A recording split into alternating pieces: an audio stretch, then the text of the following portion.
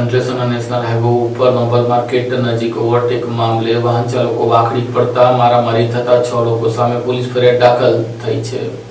Ankleshwar Surat national highway number 48 પર Nobel market નજીક overtake અને લેન બદલવાની બાબતે થયેલી બોલાચાલી ઉગ્ર બનતા બંને પક્ષ વચ્ચે મારામારીની ઘટના બની. ઘટનાને પગલે બંને પક્ષે એકબીજા સામે ફરિયાદ નોંધાવતા અંકલેશ્વર શહેર પોલીસે સામસામે ગુનાની નોંધ આપી તપાસ શરૂ કરી છે. પોલીસના જણાવ્યા મુજબ મીરાનગર સારંગપુર ખાતે રહેતા વિશાલ સંજયસિંહ રાજપૂતે નોંધાવેલી ફરિયાદમાં જણાવાયું છે કે તેઓ પોતાના મિત્રો સાથે વેન્યુ કારમાં પાનોલી તરફ જઈ રહ્યા હતા ત્યારે આગળ ચાલતા આઈસર ટ્રકના ચાલકે અચાનક લેન બદલતા અકસ્માત સર્જાયો હતો. ત્યારબાદ વેન્યુ કાર દ્વારા ટ્રકને રોકવામાં આવતા બંને પક્ષ વચ્ચે બોલાચાલી અને ઝપાઝપી થઈ. ફરિયાદ મુજબ આઈસર ટ્રકના ચાલકે લોખંડના પાઇપથી વિશાલ રાજપૂત પર હુમલો કરી ઈજા પહોંચાડી તેમજ ઘટના સ્થળે ભેગા થયેલા ટોળાએ વેન્યુ કારના કાચ તોડી નાખ્યા. આ મામલે પોલીસે અજાણ્યા આઈસર ટ્રકના ચાલક અને ક્લીનર સામે ગુનો નોંધ્યો છે.